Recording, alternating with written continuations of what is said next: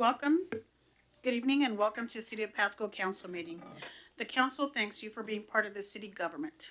At meetings, the city council takes formal action on items, holds public hearings, and conducts other business of the city.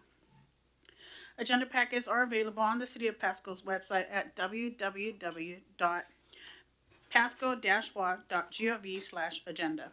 This meeting is also being televised live on PSC-TV channel 191 on Spectrum Cable in Pasco and Richland, and is streamed in the city's Facebook page, website, YouTube channel, and GoToWebinar. This and previous council meeting video is available on the city's website. Lastly, the public may submit their comments and or questions by contacting the city manager, city clerk, or by using the Ask Pasco app. With that, can I get roll call, please? Councilmember Brown, Present. Campos, Present. Milne, Here. Roach, Present. Serrano, Here. Mayor Pro Tem Maloney. He is excused this evening. Present. He's online. Are you online? Yes, ma'am. He's present. And Mayor Barajas. Present. Thank you. Thank you. And with that, would you please rise and join me for the Pledge of Allegiance? I pledge allegiance to the flag of the United States of America and to the republic for which it stands, one nation, under God, indivisible, with liberty and justice for all.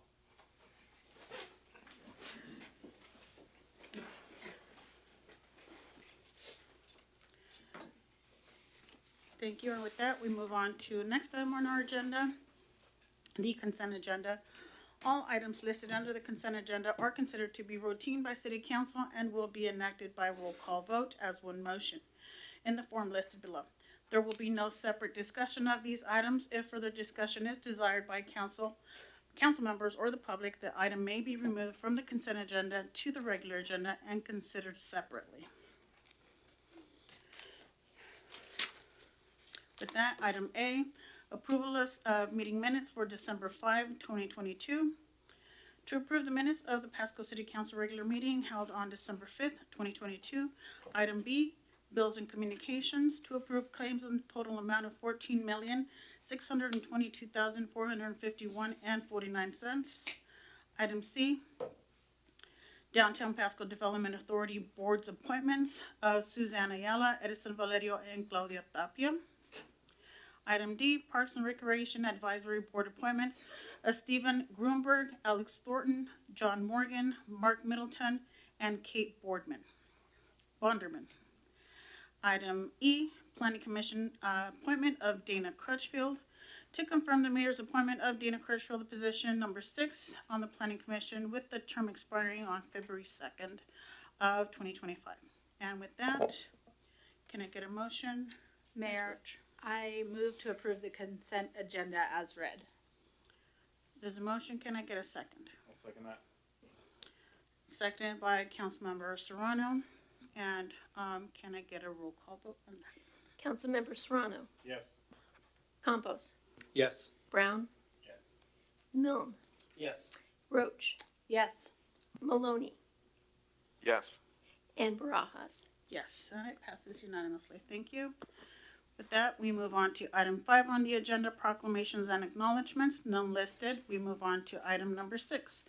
Visitors other than agenda items. This item is provided to allow citizens the opportunity to bring items to the attention of the City Council or to express an opinion on an issue.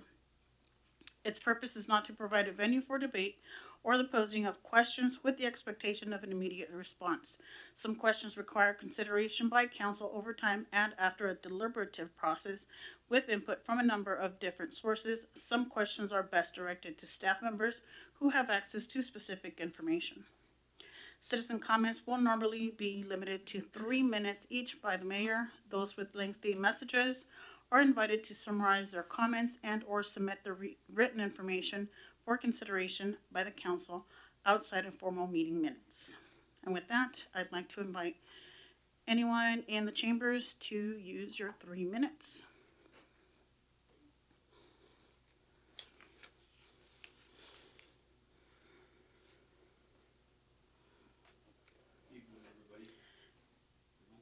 If you can press the button so it turns on red On the bottom.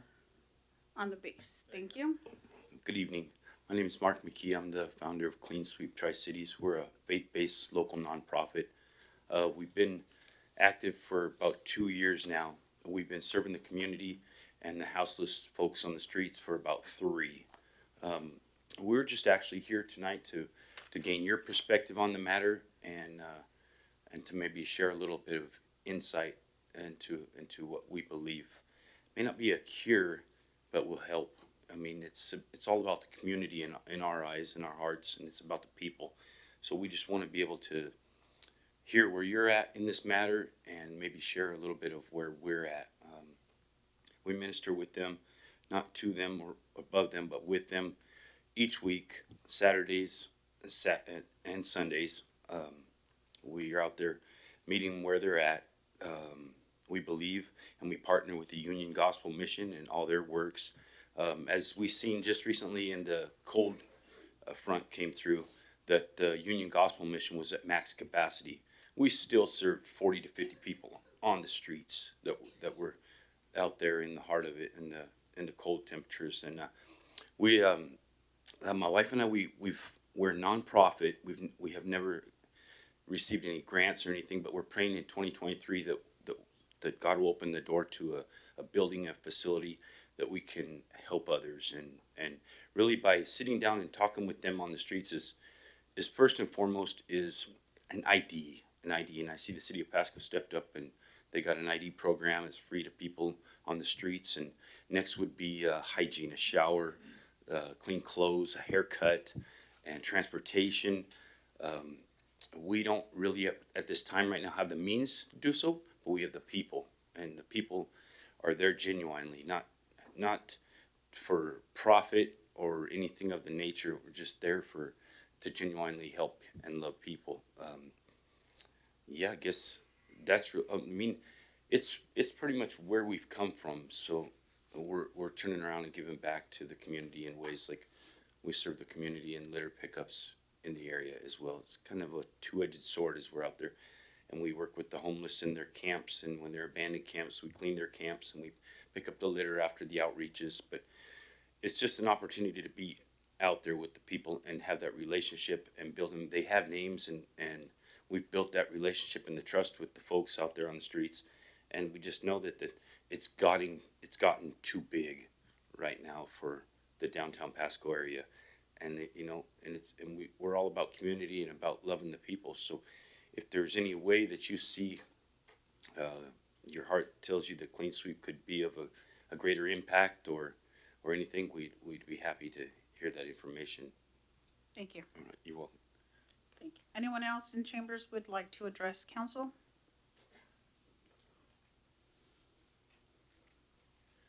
My name is Darrell Coleman. I'm just going to kind of put a little to what he said, maybe a little shorter. But I was one of those guys that were living out on the street a couple of years ago. And it was these guys here that kind of got me up there night. And the heat does get really bad in the summer, and looking for trying to figure out a community center or some sort to kind of help relieve that with the Union Gospel Mission gets a little overwhelmed with the cold and with the heat. And I just want to reiterate it's a need that we need for the people that are out here.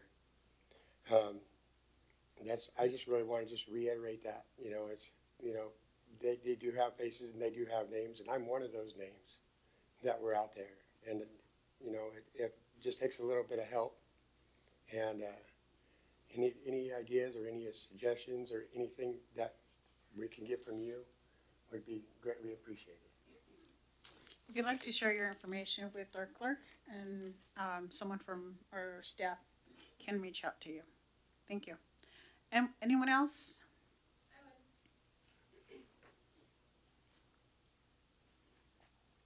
Thank you, City Council, for allowing us to comment today. I really appreciate this. My name is Trina McDowell. I'm a Pasco City resident. I am a registered voter and a taxpayer. I have 2 jobs and I'm a volunteer as well. And I plan on raising my children here in Pasco. We spend a great deal amount of time at the Peanuts Center. We went to the big event that we had recently with the orchestra and the symphony, and I thought it was amazing. And I took my 7-year-old to the restaurant, the new restaurant Chow. We spend a lot of time, and we purchase a lot of items from the vendors here in Pasco. And the reason I'm here today is because my concern is regarding the growing number of houseless people in our community. I've noticed it over the last several years. It's increased in number greatly. And I'm not so much concerned about the homeless people who have access to the missions and the shelters and, the domestic violence shelters, or the homeless people who can stay with their family members. I'm more concerned about the people who have mental health problems and substance abuse problems due to mental health or due to layers of problems that we probably can't address or help them with. I'm more concerned about the people who, instead of going into a shelter on nights when it's below 0, they would rather sleep on the street. And so with that concern, the week leading up to Christmas it just kind of like opened up this I felt compelled to do something about it, because I couldn't imagine myself being homeless with my children and potentially having to sleep in a car with them and maybe waking up and they weren't alive. I can't imagine that. And I'm trying to compose myself, sorry. I don't want to get upset, but we have a neighboring city who's doing an amazing job with sheltering the people who cannot or are unable to stay in overnight shelters. Moses Lake is doing a great job. They've implemented a sleep center, and people are allowed to come and use lockers, put their things away. They bring their own sleeping bags. There are no heaters in the units. There is a warming center and a cooling center there. The units are sanitized. There's security on guard to monitor everything. They also offer a meal, I believe, a dinner there. And they're doing this, and they've done it, and it's been ongoing for a couple of years now, and it's incredible. And I think it's something that at least we could hopefully look into. I think as far as like the amount of resources and the amount of money that we spend as a community on the homeless, whether it be jail time, public service from police officers, law enforcement, our EMS systems, hospital systems, I think overall it would really save a lot of money. And not only that, it would give people who are just unable to function in society a place to sleep, and a place to shower. Ms. Dell, I'd like to ask you to wrap up your comment. Sorry. Thank you very much. Can I turn in the packets of information? Absolutely. If you want to give it over to Ms. Debbie, our clerk. Thank you. Thank you again for bringing attention to that. Anyone else in chambers that wishes to address the council? Seeing none, we'll move on to our next item on the agenda. Item 7, reports from committees and or officers. Do any of our council members wish to report on any meetings or commissions they've attended? Councilwoman Roach. Attended the Hanford Communities Governing Board on the 14th of December. We passed our budget for that board. City of Pasco is budgeted for approximately just under $20,000 for its contribution in 2023. And in January, we'll be planning on setting our agenda priorities. Thank you for sharing that. Anyone else? Councilman Campos. Thank you, Madam Mayor. it seems like it's been a while since we've all sat up here, so I'm glad to be here tonight with you guys. I just wanted to take a moment and share that with Mayor and Mayor Pro Tem Maloney, we have worked on getting volunteers lined up for some of these committees. And I just want to say that tonight, the appointments, congratulations to everybody who got appointed, but also the level of talent we're getting from people who are interested in these things is just mind-blowing at this point. And I would encourage that people continue to apply for these things, as I think we're still looking for several more openings. Is that correct? And just really excited to see the level of commitment and interest in participating and giving back to the city. Thank you for sharing that. Anyone else wish to share? Well, with that, I do want to highlight and say thank you again for everyone that did participate and made it through the interview process over the holiday. And so again, congratulations to everyone that was appointed to a position, and I will extend the invite again, as Councilman Campos said, invite your neighbors, invite anyone here can also participate. If you want to really apply your skills, your blessings, your knowledge, and give back to the community, please be part of any of the commissions. There's several positions open, so this is an open invite for you all to participate. With that, we move on to our next item on the agenda. Item 8, hearings and council action on ordinances and resolutions relating thereto, none listed. Moving on to item 9, ordinances and resolutions not relating to hearings. Item A is resolution number 4292, approve the downtown Pasco master plan, and we have Director White for that one. Thank you, Madam Mayor and council. And of course, council is well aware, most or at least all of council has participated in one way or another in the last year and a half with either the workshops and open houses that our consulting team has held. And council, of course, has received a number of updates as the plan has unfolded. The planning process has unfolded over the last year and a half. This is Pasco's very first, in spite of some belief, but the very first downtown Pasco master plan. It's a plan of action items. It's guided by vision, goals, and value statements, and it will require sustained resources and effort to implement over the next several years. It also is a result of a very detailed and ongoing community engagement process. Part of what council participated in recently has been one of those components, but there's been much outreach to the downtown community and the community at large in formulating the plan that you have before you tonight. The Planning Commission has considered this last month and has recommended its approval to City Council, and Jeff Arango from Framework Consulting is available tonight in case council has issues or concerns, and of course we'll be able to answer questions. Thank you. Jeff, is there anything you want to add?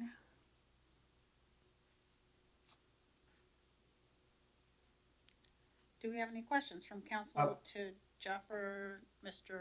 White? Are you there, Jeff? Yes, I am. Sorry, I was looking for my mute button. I don't have a lot to add, just to say how appreciative we are of the opportunity to work on the plan. And it was just a great experience for myself and our firm to get to know the community better. We're excited to hopefully see it adopted and see the implementation phase start. So just wanted to say thank you and happy to answer any questions if they come up. Thank you. Any questions, comments? Councilman Serrano? Yeah, Mr. White or Mr. Orango, I think I got that hopefully right. To what extent is this binding on the city? I see that it's incorporated to the overall plan, but for example, I'm looking at things and maybe these are minor, but page 46, 1.2 SPS talks about trying to have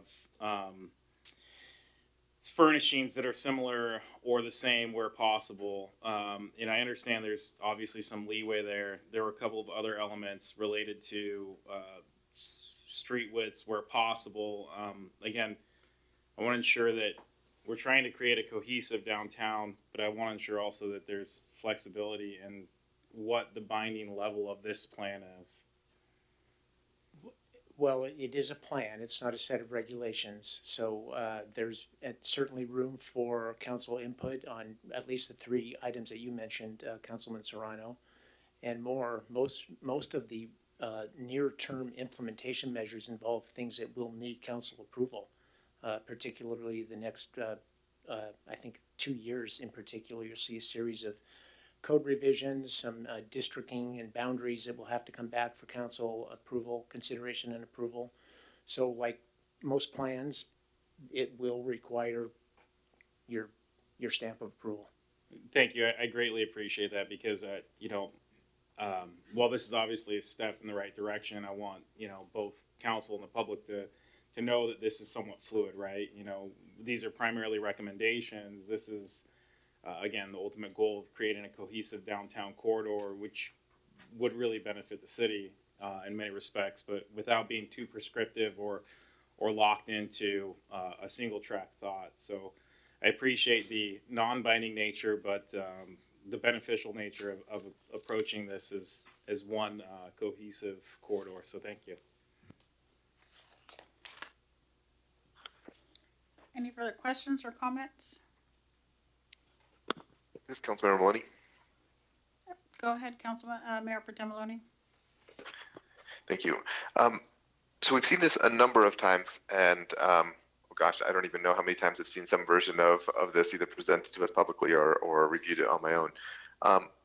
What were the most recent set of substantive changes, or are we kind of at a spot where the changes have been around the margins and we're pretty well solidified? I believe when I last had an opportunity to provide comment, I think we'd been at a fairly stable spot. I just want to, I have read through this, but there's a lot of pages and I can't identify each change. So could you help summarize for us and for the public watching what has been changing? Yeah, I can answer that one. There have not been any substantive changes since the draft plan was released. So what you see has been consistent since about the early fall. We have gotten some feedback, including from yourself, but to the last comment, felt that there was enough flexibility in some cases to address some of those issues, implementation process. For example, we had talked about having downtown ambassadors or a safety patrol, and we felt like, that issue, while important, is something that could be addressed in the implementation process, and in particular, some of the strategic planning that's going to be happening with the downtown PDA. Another topic that was brought up was housing, and just wanting to make sure that housing was well represented in the plan. We did go back and at it, and there are several specific strategies related to housing. I think housing appears in the plan some 70 times. So there have been some sort of review and making sure that the plan is consistent with the feedback we've received, but have been made that was released in September. Excellent. Thank you. That's all I had. Any further questions or comments from council? Seeing none, can I get a motion? Mayor, I move to approve Resolution 4292, approving the Downtown Pasco Master Plan and adopting it as part of the city's comprehensive plan by reference. There's a motion. Can I get a second? I'll second that. Seconded by Councilman Serrano. Nope. Sorry, Councilman Milne. All those in favor say aye. Aye. Aye. Any opposed? And it passes unanimously. Apologies. It's all good. I'm still not a Seahawks fan. Next item on the agenda, item B, Resolution 4293, bid award to Tri-Cities Animal Control Facility Construction Project. We have Director Retkai online. Yes, I am online. Thank you, Mayor, members of council. Good evening. The item brought before you is resolution number 4293, approving a bid for the Tri-City Animal Control Facility. And just a little discussion here on this. We have, staff has embarked and completed the architectural design for the new animal shelter, gone through the building permitting process and have that approved. We put out bids last October, and on November 15th, 2022, 3 bids were received. And G2 Commercial Construction of Kennewick, Washington was the lowest responsive and responsible bidder in the amount of $4,192,015.50. That includes Washington State sales tax.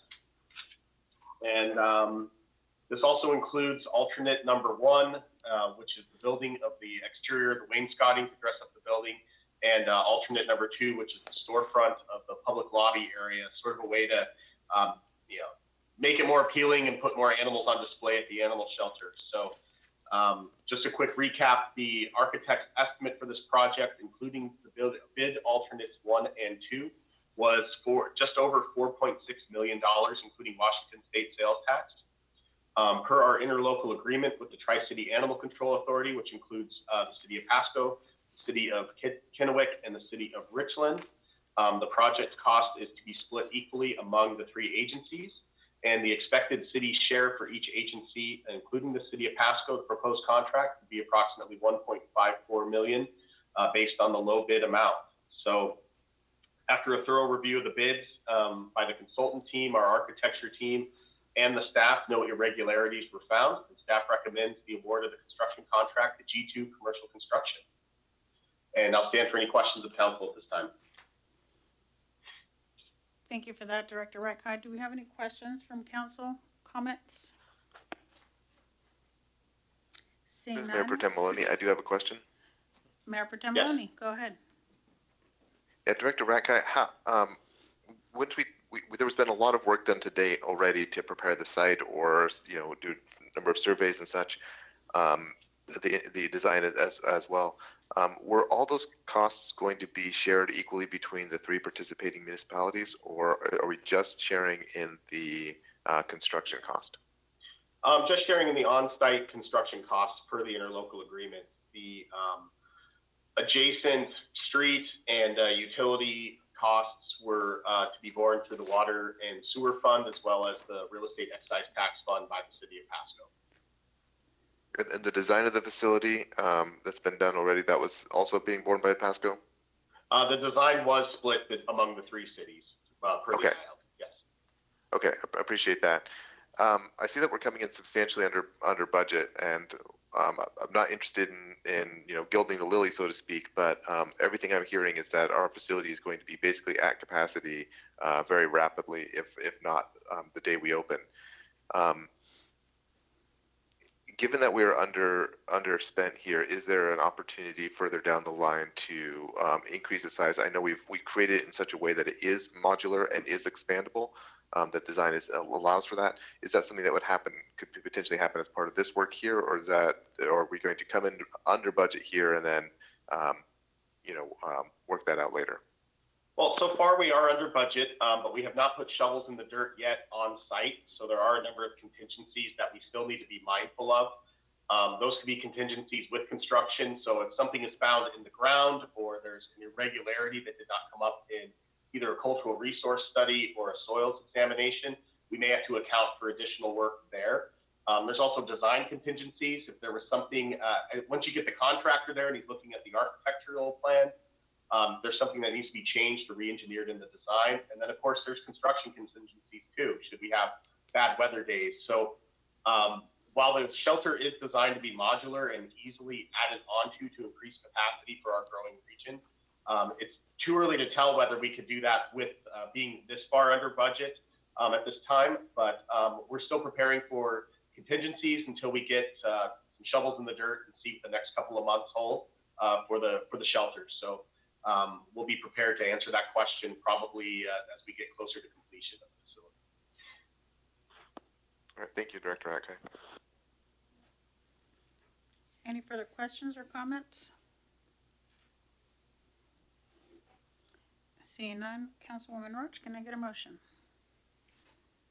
Mayor, I move to approve resolution number 4293, awarding bid number 17999B for the Tri-Cities Animal Control Facility Project to G2 Commercial Construction, Inc. of Kennewick, Washington, and further authorize the city manager to execute the contract documents, allowing for all necessary budget adjustments. There's a motion, can I get a second? seconded by Councilman Brown. All those in favor say aye. Aye.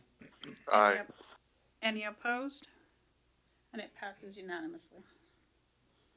With that, we go on to item C on the agenda, Resolution 4294, Personal Services Agreement for City Facilities Janitorial Services. And again, Director Retkai.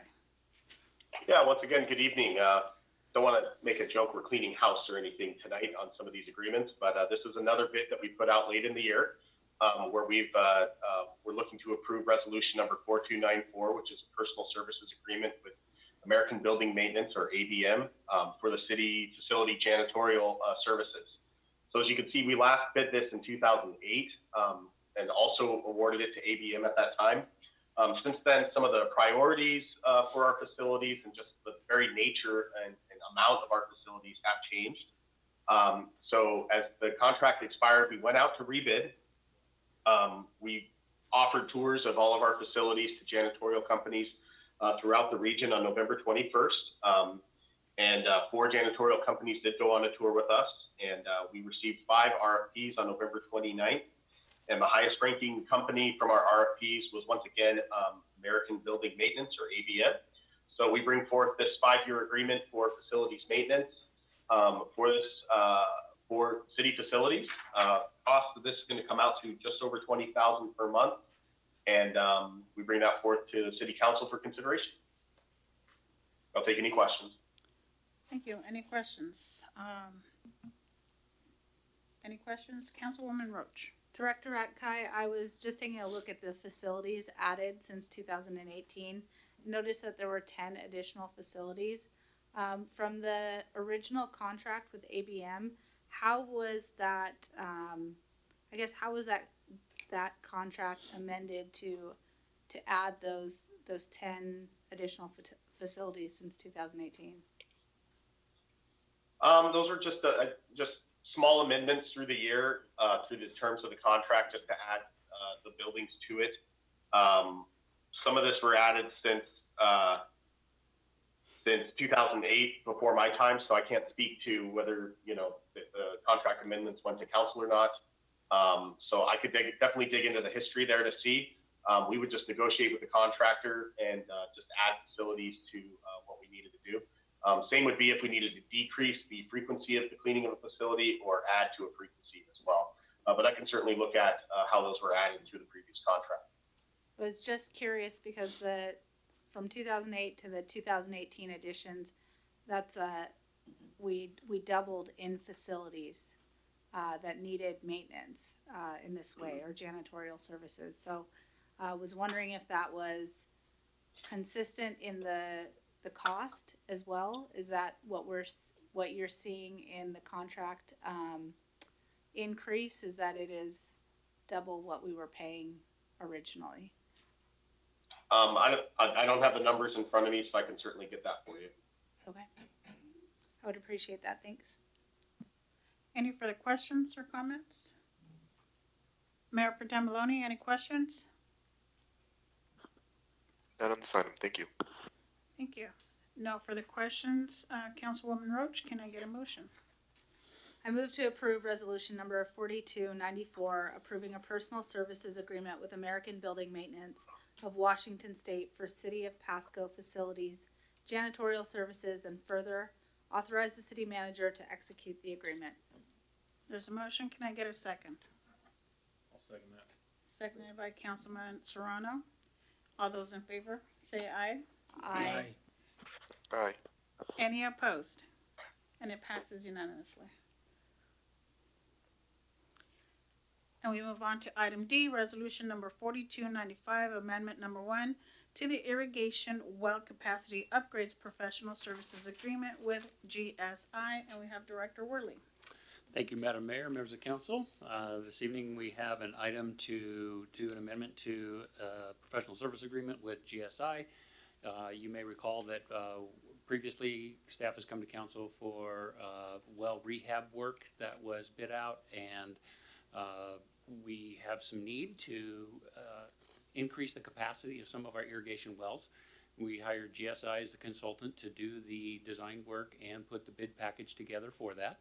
And that project is ready to go out now. And so we are looking to have GSI continue their work, but on the construction phase of the project. They are the experts in the design of it and in the drilling of these wells and the rehab of them. And we would like to have them oversee the construction and do the after construction reporting that's required as well. So with that, I'd be happy to answer any questions. Thank you for that. Do we have any questions or comments regarding this subject? Mayor Pro Tem Maloney, any questions or comments? No questions or comments on this item. Thank you. Hearing none. Councilwoman Roach, can I get a motion? I move to approve resolution number 4295, authorizing the city manager to execute amendment number 1 to the professional services agreement with GSI Water Solutions, Inc. for the irrigation well capacity upgrades project. There's a motion. Can I get a second? Second. Seconded by Councilman Campos. All those in favor say aye. Aye. Aye. Any opposed? And it passes unanimously. Thank you. We move on to our next item on the agenda, resolution number 4296, amendment number 4 to RH2 Professional Services Agreement for the Phase 2 Process Water Reuse Facility Project. Director Worley. Thank you again. This item is one that needs a little more explanation. And so before I do my usual turning over to our Deputy Public Works Director for Engineering, I'll give a little bit of a background on this. This is one of many PWRF items that we have brought to council in the past. You may be familiar with it. This is related to our Phase 2 project, which is the additional winter storage ponds. As you can see in the image on the screen right now, it's the north half of what is shown there, the 3 additional ponds. We are adding, as part of the project, over 300 million gallons of additional storage. Look at the way that arrow goes around just as I speak. It's amazing. And so when we first entered into our contract with RH2, we thought this was going to be a very simple design, mass balance, gravity flowing type of project. And as we got into it, it turned out to be a lot more complicated than we thought it was going to be.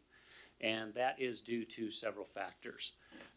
The first factor was related to the design itself and the fact that the design is required to meet dam safety requirements from the Department of Ecology.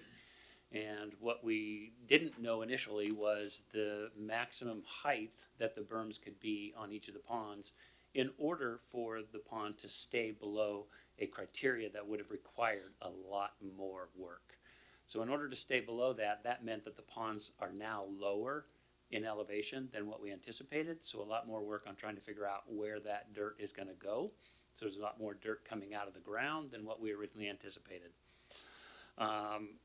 That's one item. The other item that we found out during the design process was that there needed to be a seismic evaluation on each of the ponds on all 4 sides. And there also needed to be a breach analysis done on each of the ponds on all 4 sides. So this is additional work that we did not anticipate.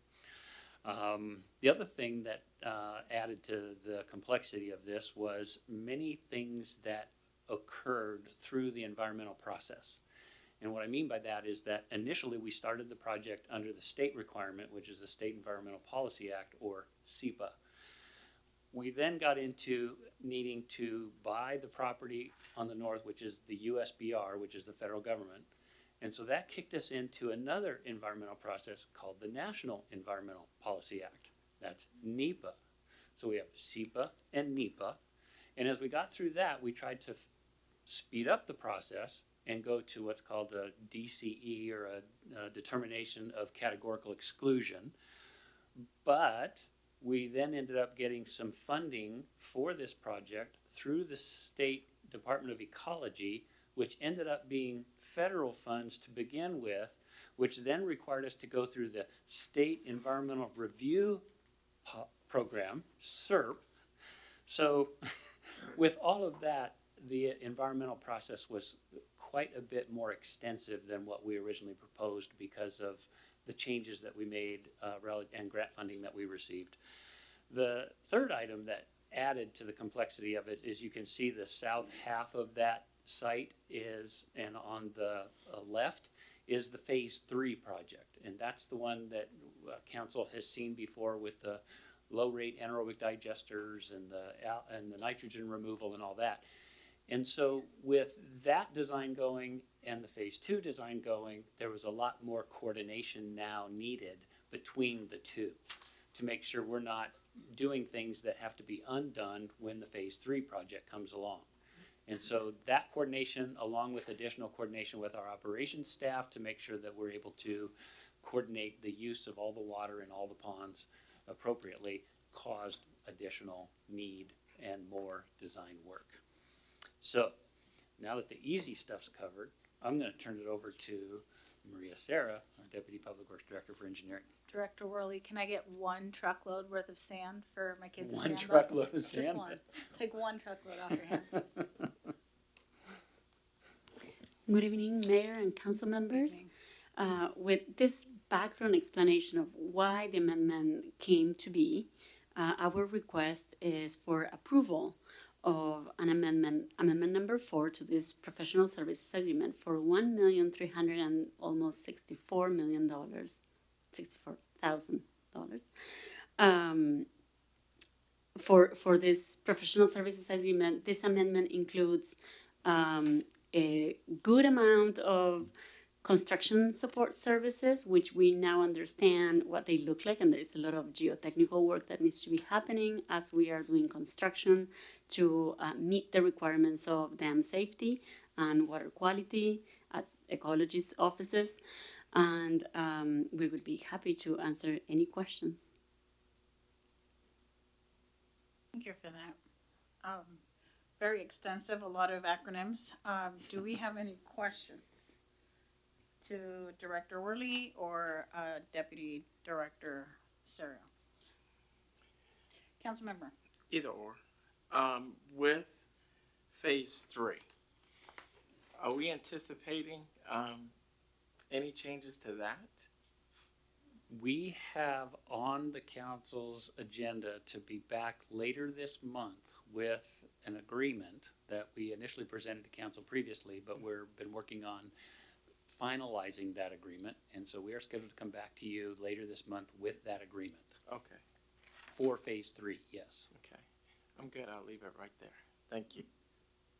Mayor Pro Tem Maloney, any questions or comments? No questions or comments on this item. Thank you. Thank you for that. With no further questions or comments from council, can I get a motion?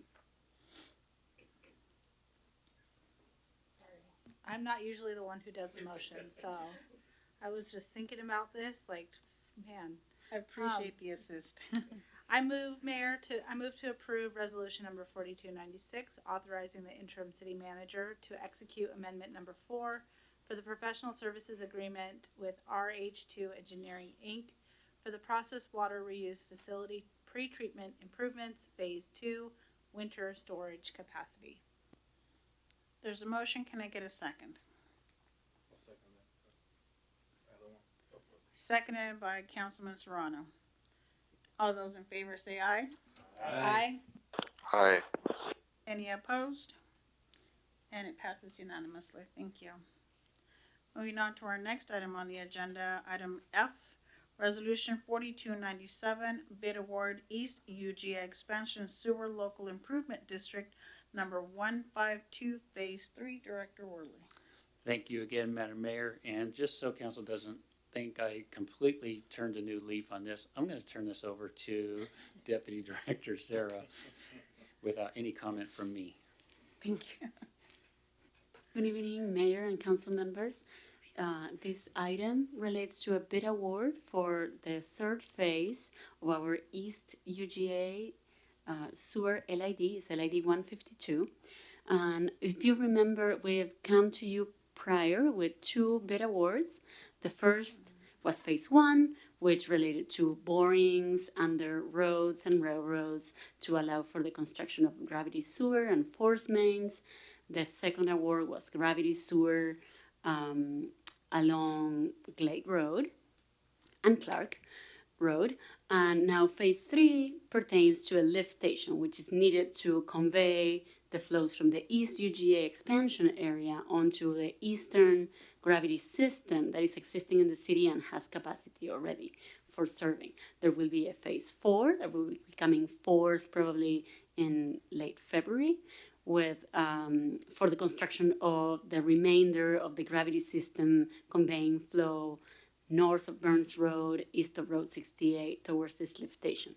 This lift station that is subject to award today is going to be located at the intersection of Glade Road and what would be the imaginary projection of Burns Road if we were to extend that in a straight line. With that, we bid this project publicly, received 8 bids. Our lowest bidder was DW Excavating. Their bid was just under $3.5 million, and our engineer's estimate was just over $4,150,000. So this is a good bid. It was really competitive. Lots of bids, and we reviewed those bids received, and we did not find any irregularities. So we recommend approval. Thank you. Any questions or comments? Mayor Pro Tem Maloney, any questions or comments? Yes, well, just one quick structural one. We're seeing a number of bids that are starting to come back down a little bit. Are we seeing, is this kind of been across the board that we're starting to see our bid environments not ratcheting up so continuously, or are we still in the throes of that? It's too early to tell. I would say the timing of the bidding is historically known to be very competitive when we do bids in the fall and winter, as contractors are planning their work for the next year. So definitely we took advantage of the good timing to bid. We also had, these projects have been pretty visible, so it appears that there is a lot of awareness of the project coming, which also attracts more competition, which is great for the city, for the best use of our resources. But I don't think we're out of the woods yet as far as pricing.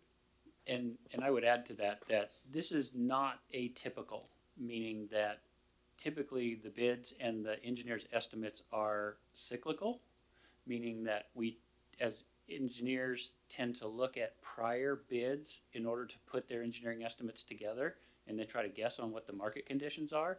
But when we get the bids from the bidders, that's the actual market condition. And so as the market starts becoming more favorable, we'll see that in the bids, and pretty soon the engineer's estimates will start catching up to that.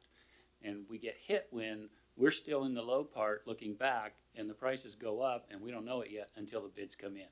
So it's not unusual for our engineers' estimates to kind of follow the market as the bids come in. So we're doing really well, and honestly, I think a lot of it has to do with the reputation that Pasco is now getting relative to the projects that we're doing. And I think bidders are really enjoying working for the city of Pasco and know that they will be treated fairly. Sounds good. Thank you. Any further questions or comments? Seeing none. Councilwoman Roach, can I get a motion? I move to approve resolution number 4297, awarding bid number 21295-C for the East Urban Growth Area Expansion Sewer Local Improvement District Phase 3 Project to DW Excavating, Inc. of Davenport, Washington, and further authorize the city manager to execute the contract documents and allowing all necessary budget adjustments. There's a motion. Can I get a second? I'll second that. Seconded by Councilmember Milne. All those in favor say aye. Aye. Aye. Any opposed? And it passes unanimously. Thank you. With that, we go on to item number 10, unfinished business. We do have one item. Item A, Resolution 4289, acceptance of work of Peanuts Park project. And we have Directors Rakai. Yeah, good evening once again. Bringing this back from the December 5th, 2022 meeting. This is Resolution 4289, approving the work performed by Booth & Sons Construction during the construction project for Peanuts Park. Just a quick reminder that we approved the original contract on February 1st, 2021, and we authorized the city manager to assign the contract in the amount of just over $5.8 million, which included the sales tax. Throughout the project, there were 14 change orders. The total amount of change orders increased the project amount by only 2.4%, with ample revenue to cover the expenses, and no contract amendments were required by City Council during that time. So on the December 5th meeting, we had discussed some items and just the virtue of closing out the project and accepting the work for this. So we talked about, we had questions from council about unfinished work, warranty work, punch list items, and just additional features to be included in the park. So we've already conducted a walkthrough or punch list walk for this project with the contractor. We initiated some fixes that we had seen, some fixes that the contractor had found, and we're currently working on some of the specific fixes that were discussed at the December 5th council meeting, which included repairing of the insulation inside the storage room, lighting repairs under the center pavilion. We found some anomalies there. And then there was a defective lighting apparatus along one of the features along the El Torito Market wall as well, which is the east side of the park, northeast side. We talked about water pooling issues throughout the contract and talking with our construction inspectors at the city. We've worked on a number of water pooling in that area. In a lot of this flat area that you see in plazas like this, there is substantial slope to the design, but because this is our farmers market plaza, we don't want to have too much slope on our ground surface because of keeping tables level, tables for wares and vegetables and everything that the farmers market would use. And it's also just a flat surface is more conducive to the events and the reason that we have Peanuts Park. However, we did see water pooling. We replaced about 20% of the flat work throughout the project. In fact, we did a drainage test with the pouring of 3,000 gallons of water in the middle of the pavilion to verify pooling areas. We do understand that there is some areas of pooling now with some of the weather and the melt that we're getting. We're going to keep an eye on that. City staff is looking at ways to channel water through a gutter system on the pavilions to channel it away from where the common areas of the farmers market and event usage would be to help address the pooling issues. But we're aware of that. We're trying to keep it as flat as possible, but keep it as dry as possible as well. Let's see, where else are we? This does not conclude our relationship with the contractor. So accepting of the project does actually kick off a 1-year warranty period where the work and the design and the workmanship of the construction is still responsibility of the contractor and still will be monitored by staff. So I know that was one of the questions from council last December, excuse me, was does this absolve ourselves of any warranty items that we may see? So this kicks off a 1-year warranty period. And then other issues that we've seen with the park. Now that we've had a number of months, a couple of festivals, some big events happening, we understand that there were some features that were discussed throughout the project design and the early scoping of the project, even the midway of the design of the project.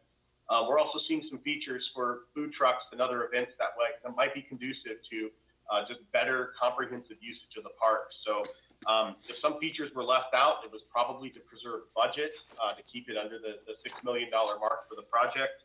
As we look at usage, parks day-by-day event, we're working with council members, with our community and Downtown Pasco Development Authority to really see what we can do this year and in the coming years to really improve the experience at the park. So, excuse me, if there's any further questions of council, I hope I answered the questions from December, and staff still recommends approval of the proposed resolution accepting work for Peanuts Park. Thank you for that. Do we have any questions or comments from council? I just want to say, Director Ratka, thanks for following up on those items from December 5th. I mean, those are all still items of concern. Electrical for food trucks, water pooling in the area. So it's good to know that there's a plan in place to address those things. And overall, just grateful for the information about having a 1-year warranty to address those items with the contractor. So thank you. Mayor Pro Tem Maloney, any questions or comments? No, I look forward to the further conversations, and obviously we have a process for warrantying the work, so I think that relieves my immediate concerns with this item. Thank you. Thank you. Any further questions? Seeing none, Councilwoman Roach, can I get a motion? I appreciate the prompting because I just go off thinking about these agenda items and forget that I'm doing this. I move to approve resolution number 4289, accepting work performed by Booth and Sons Construction Inc. under contract for the Peanuts Park project. There's a motion. Can I get a second? Second. Seconded by Councilman Campos. All those in favor say aye. Aye. Mayor Pro Tem Maloney? Aye. Thank you. And it passes unanimously. With that, we move on to, you have a question, comment? Yeah, just probably for Mr. Ferguson. Jumping back to item 9F, the last 5 words are uncommon. Allowing all necessary budget adjustments. Is that something that we can roll into that motion, or is that something that? I mean, typically when we adopt some type of budgetary basis, it's separate. Is this problematic in any way? No, because it's interfund. Excuse me, this is interfund, not interfund. That is our typical language. I came across that a while back myself and checked into it, and yeah, that is how we normally do it, so that it also confirms all the payments that have been made. Okay, cool. I just wanted to make sure it's either been a long time or it's just unfamiliar. Let's put it that No, way. it caught me a few months ago myself. Okay, thank you. That's all I needed. Thank you. With that, we will move on to item 11, new business, none listed. Item 12, miscellaneous discussion. Do we have any miscellaneous discussion? Councilwoman Roach. Just looking for confirmation, did we secure a mini retreat date of February 10th? We did. Okay. And let me go back to my calendar. It's the 10th. Can we get confirmation? I see a head nodding over here, so it is thank you. confirmed for February 10th. Thank you. Any further questions, comments? Councilman Campos. Just a quick comment. I want to address council. This is officially, I think, my 1-year anniversary tonight. You guys appointed me last year, and it's been a pleasure serving with you all. So thank you. Thank you. I did see the comments on Facebook. Congratulations and thank you, really, for being part of the council and making a difference. Any further questions or comments under miscellaneous? Seeing none, we'll move on to item 13, executive session. Nothing listed. We got an email. We do? Yeah, I we did. did not get that email, so we do have need for executive session. And let me find my item. Do you want me to give them to you real quick? We're Oh, gonna you got pull it up right quick. Well, while we're waiting for that, I could make a couple of comments for the miscellaneous also. AWC city action days are February 15th and 16th. If there's anyone who's interested, staff is more than happy to get you registered for that. The session starts on the 9th of this month, and it's the longer session, so there's gonna be a lot more budgetary conversations this go around. Also, BDS, who's our consultant working on DPDA matters, has started engaging with staff and has reached out to set up appointments with council members. If you did not receive an email on that, we are more than happy to send another one just to make sure that you have the information to set up those meetings. And then, Mayor, I didn't know if you wanted to mention anything further about the basketball game on the 17th of last month. Go ahead and make mention of that. All right. So, didn't make mention of it. I was gonna leave it towards the end, but it was an excellent event. Some injuries happened on both sides of the line. But it was a great fundraiser. Not exactly sure how much money was raised. And again, the money was in benefit for the Benton Franklin Domestic Violence Services. And Pasco PD won the championship. All right, so I do have the list in front of me. I apologize for the delay.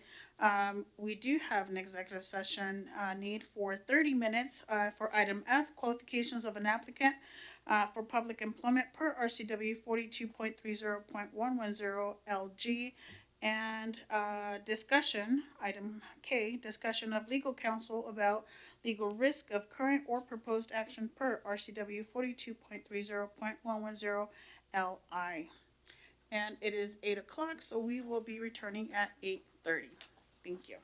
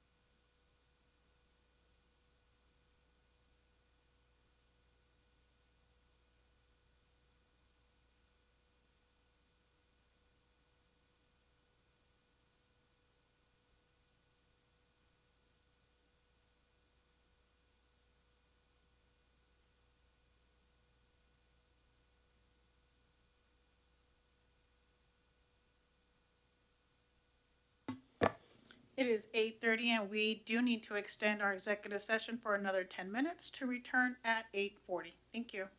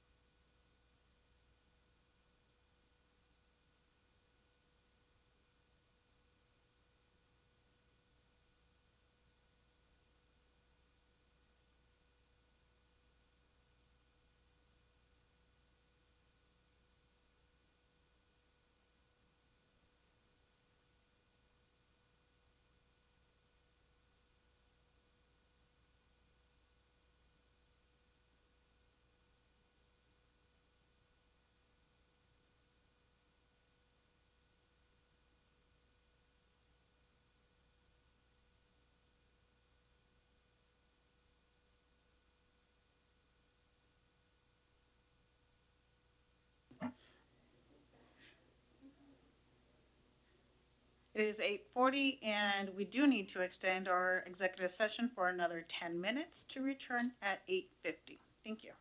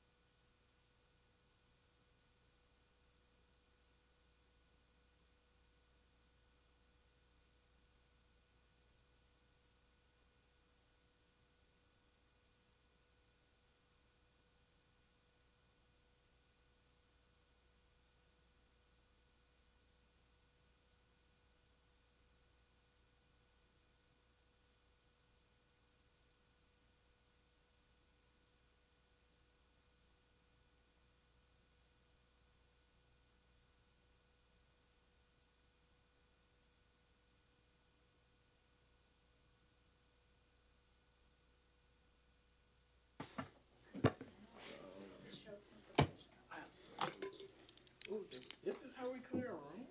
Yeah. Like 40 minutes or whatever.